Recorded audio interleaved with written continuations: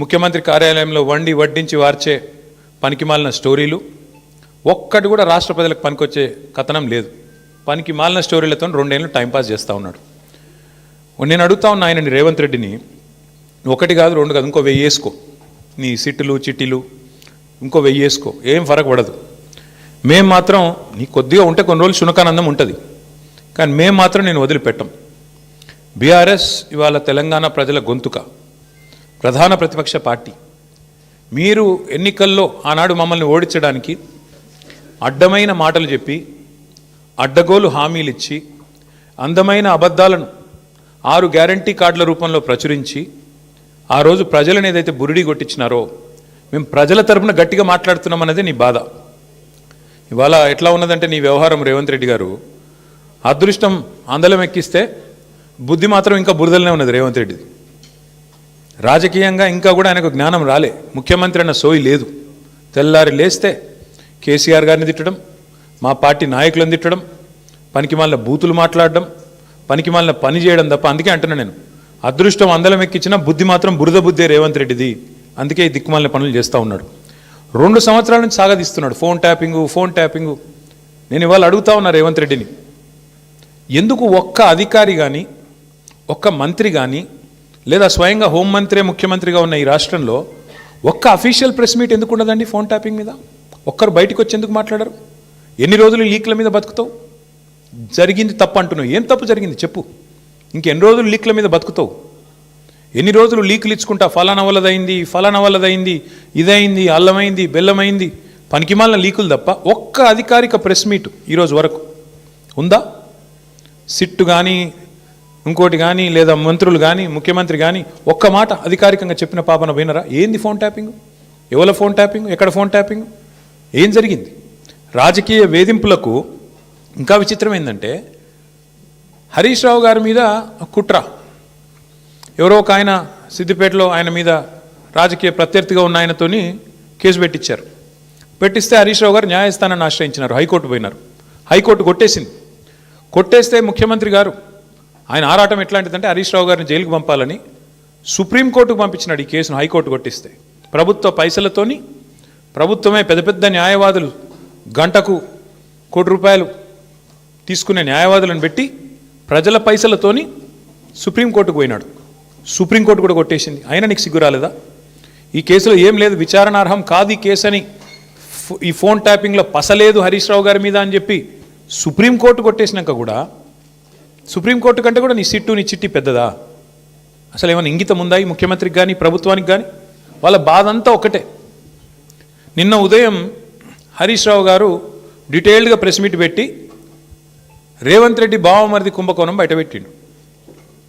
రేవంత్ రెడ్డి బావమరిది బయట పెట్టే వరకు వెంటనే సాయంత్రం వరకు హరీష్ రావు గారికి నోటీసులు. ఇది వాస్తవం, ఏం లేదు ఇలా. ఎంతకంటే నిజంగానే హరీష్ రావు గారు నిన్న చెప్పింది తప్పైతే, నిన్న ఉదయం ప్రెస్ మీట్లో హరీష్ రావు గారు చెప్పింది అయితే సింగరేణి సంస్థను, సంబంధిత అధికారులు, బాధ్యులైన మంత్రి గారో లేదా ముఖ్యమంత్రి గారో ఈ పార్టీకి తప్పు వారు చెప్పింది ఇది వాస్తవం అని చెప్పాలి కదా.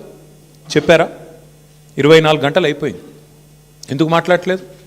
ఎందుకు ఒక్క స్పందన లేదు? ఎందుకు ఒక్కరంటే ఒక్కరు? కాంగ్రెస్ కుంభకోణాలు బయటపెట్టిన ప్రతిసారి ఇదే డైవర్షన్ గేమ్లు, ఇదే రకమైన డ్రామాలు వీళ్ళకి అలవాటుగా మారిపోయింది.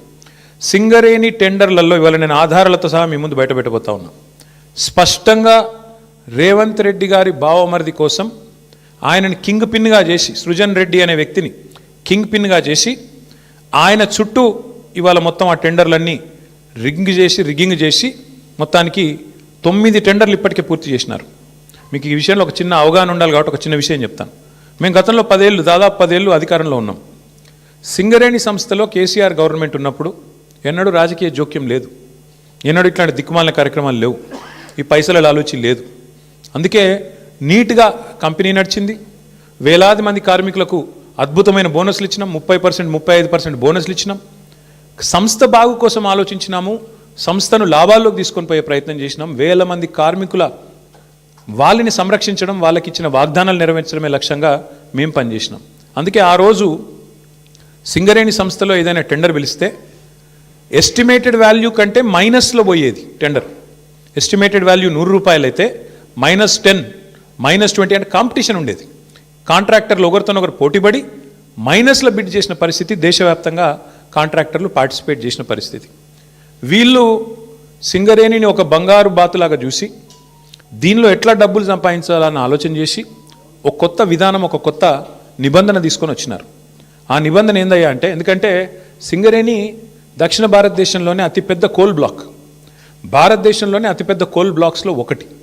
అందుకే ఏం చేసినారు వీళ్ళు, చాలా ఆలోచన చేసి ఈ సృజన్ రెడ్డి అనేవాడు, ఆయనతో పాటు అక్కడ సింగరేణి సంబంధించిన అధికారులు, మరి ఇది బట్టి గారికి తెలిసి జరిగిందా తెలియక జరిగిందా, ముఖ్యమంత్రి గారికి అనుసరణలో జరిగిందా నాకు తెలియదు, కానీ ఈ సృజన్ రెడ్డి అనే వ్యక్తి మొత్తానికి ఒక కండిషన్ పెట్టించినాడు.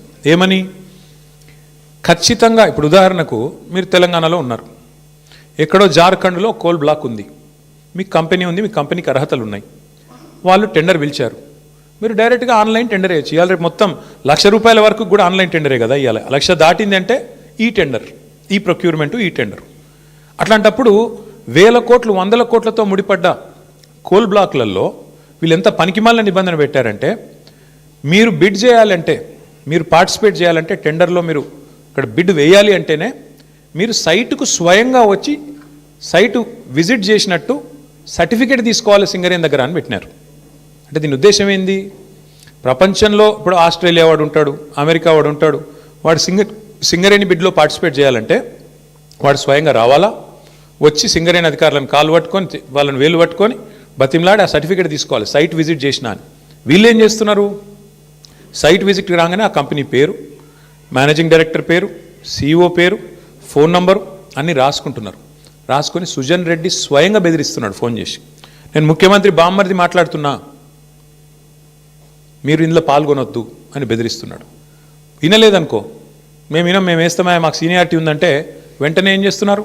వాళ్ళకి సర్టిఫికేట్ ఇస్తలేరు, వాళ్ళు సైట్ విజిట్ చేసినట్టు కూడా సర్టిఫికేట్ ఇవ్వట్లేదు, తద్వారా వాళ్ళు పార్టిసిపేట్ చేయకుండానే ఎగరగొడతా ఉన్నారు. ఇది జరుగుతూ ఉంది సింగరేణిలో.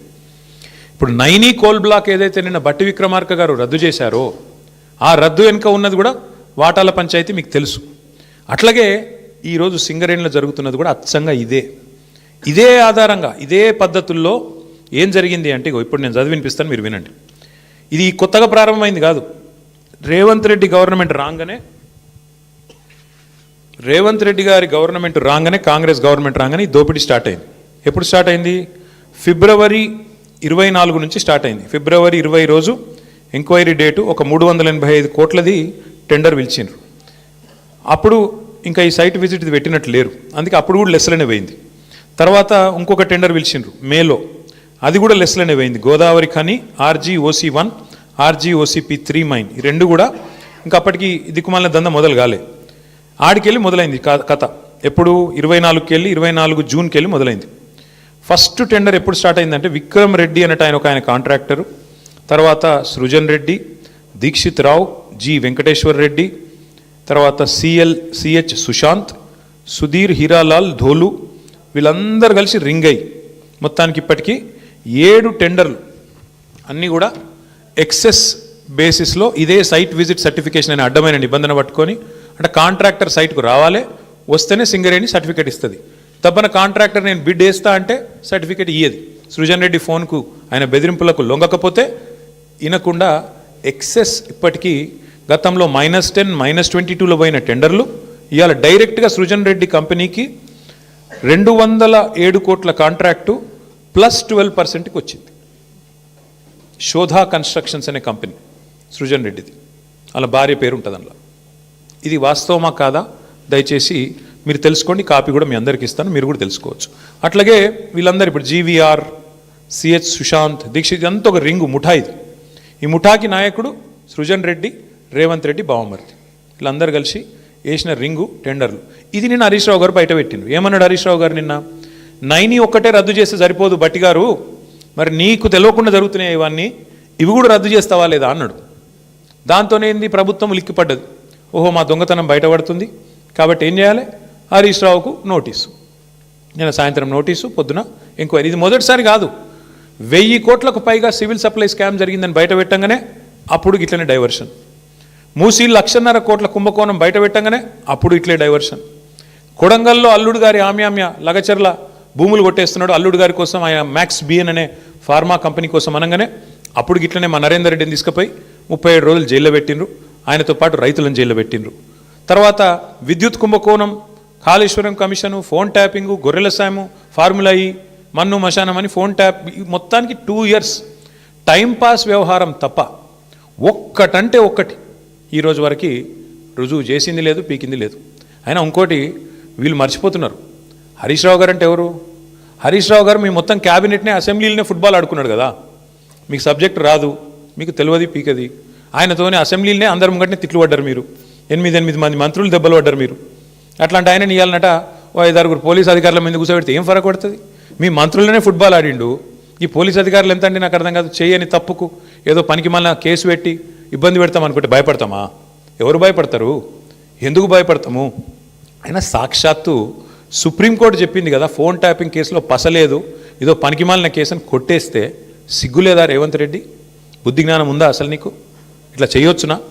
ప్రభుత్వం నడపవయ్యా అంటే నీకు ఏమి చెప్పొచ్చినావు అధికారంలోకి? నువ్వు 6 గ్యారంటీలు అంటివి, తులం బంగారం ఇస్తా అంటివి, 4,000 పెన్షన్లు ఇస్తా అంటివి, మహిళలకు 2,500 అంటివి, 26 నెలలు అయిపోయాయి.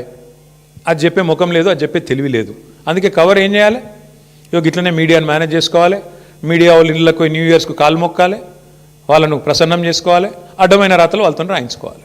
గిది నీ చిల్లర బుద్ధి, ఇది నీ లేకి బుద్ధి, ఇది రేవంత్ రెడ్డి యొక్క చిల్లర వ్యవహారం. వీళ్ళకు రాజ్యాంగం మీదనే కాదు, స్పీకర్ గారిని చూసినాం మనం, రాజ్యాంగం మీదనే కాదు, వీళ్ళకు సుప్రీంకోర్టు మీద కూడా గౌరవం లేదు సన్నాసులకు. ఇది వాస్తవం. అందుకే ఇవాళ సుప్రీంకోర్టు ఫోన్ ట్యాపింగ్ జరగలేదురా అని చెప్తే కొట్టేస్తే హరీష్ రావు గారి మీద కేసు, అయినా నోటీసులు ఇచ్చినారంటే వీళ్ళకి ఎంత తెలివి ఉంది, వీళ్ళు ఎంత తెలివైన వాళ్ళు దీంతోనే చెప్పొచ్చు.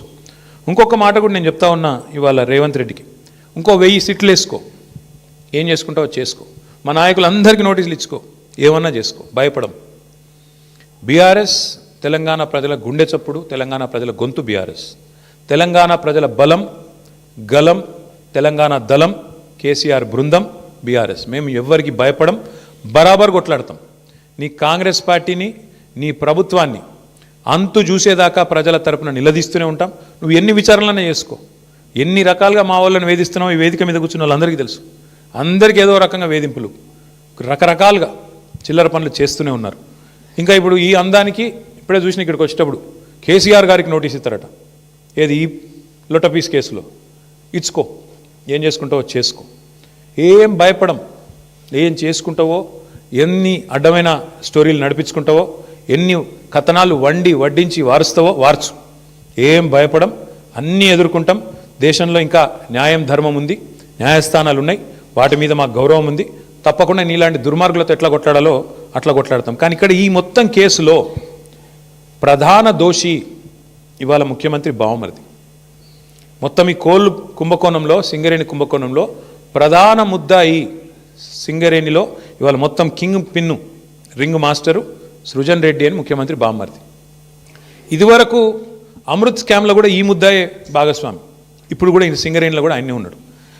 నేను సూటిగా కిషన్ రెడ్డి గారిని, భారతీయ జనతా పార్టీని అడుగుతా ఉన్నా, మీకు నిజంగానే ఈ పాపంలో, ఈ దొంగతనంలో మీకు వాటా లేకపోతే, ఈ దొంగతనంలో మీరు భాగస్వాములు కాకపోతే మీరెందుకు స్పందిస్తలేరు?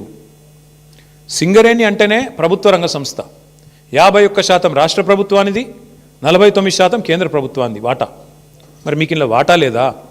మీరు ఏ రకంగా ఇట్లా ఓపెన్గా మొత్తం భారతదేశంలో ఎక్కడన్నా ఎక్సెస్ టెండర్లు అవుతున్నాయండి? కోల్ బ్లాక్స్లో ఎక్కడన్నా, కోల్ ఇండియా ఆధ్వర్యంలో జరుగుతున్న ఎక్కడన్నా టెండర్లలో 7%, 12% ఎక్సెస్ పోతున్నాయా?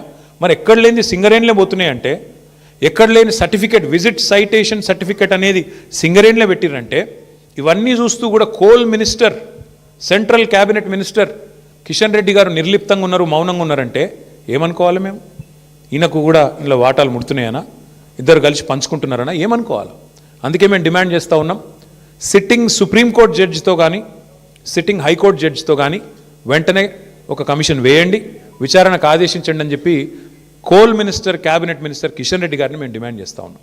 మీరు కేంద్ర ప్రభుత్వంలో ఉన్నారు కాబట్టి మీరు రాయొచ్చు డైరెక్ట్గా లెటర్, మీరు రాయండి, సుప్రీంకోర్టుకు రాయండి, సీజేకి రాసి ఇట్లా కుంభకోణం జరిగింది సింగరేణిలో, అక్కడ సెంట్రల్ గవర్నమెంట్ వాటా 49% ఉన్నది, ఇలా సింగరేణిని ఇష్టం వచ్చినట్టుగా దుర్మార్గంగా కొంతమంది చెరబట్టినారు, వెంటనే ఇందులో లోతుపాతులు చూడాలని చెప్పి ఈ సైటేషన్ సర్టిఫికేట్ ఎందుకు పెట్టినారు, ఇదివరకు మైనస్లో పోయిన టెండర్లు ప్లస్లకు ఎందుకు వచ్చినాయి అలా సడన్గా ఇదివరకు అడ్రస్ లేని సృజన్ రెడ్డికి కాంట్రాక్ట్లు ఎట్లు వస్తున్నాయి?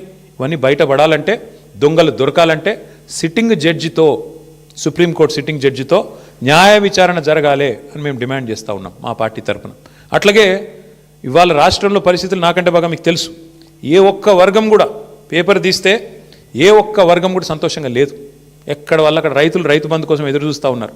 సంక్రాంతి పోయింది, నాట్లేసే టైం అయిపోయింది. ఇవాళ ఎన్నికలు లేవు కదా పంచాయతీలలో, అందుకే రైతు బంధు లేదు.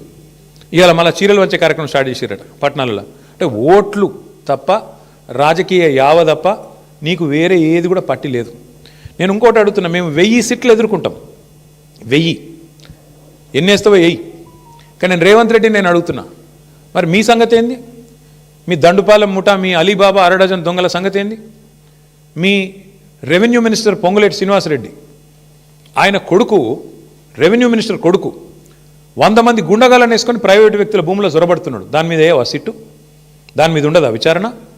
అంటే ఇష్టం వచ్చినట్టు రెవెన్యూ మంత్రి కొడుకు పోయి భూములు కొల్లగొడుతుంటే, ప్రైవేట్ వ్యక్తుల భూముల్లోకి పోయి బౌన్సర్లతో పోయి దాడులు చేస్తుంటే సిట్టులు పిట్టులు ఎడదొచ్చినాయి? ఎందుకేయవు? అట్లాగే అడుగుతున్నా నేను. మీ మీ మీ సన్నిహిత అనుచరుడు రోహిన్ రెడ్డి పారిశ్రామికవేత్త తలకు తుపాకీ పెట్టిండు అని నేను చెప్పుడు కాదు, మీరు చెప్పుడు కాదు, మీడియా చెప్పుడు కాదు, మంత్రి గారి కుమార్తె చెప్పింది. మీ క్యాబినెట్లో ఉన్న మంత్రి గారి కుమార్తె చెప్పింది. మరి దాని మీద ఏవా సిట్టు? మంత్రి గారి ఓఎస్డీ తప్పు చేసిండా? తుపాకీ ఎవడు తలకు పెట్టిండు?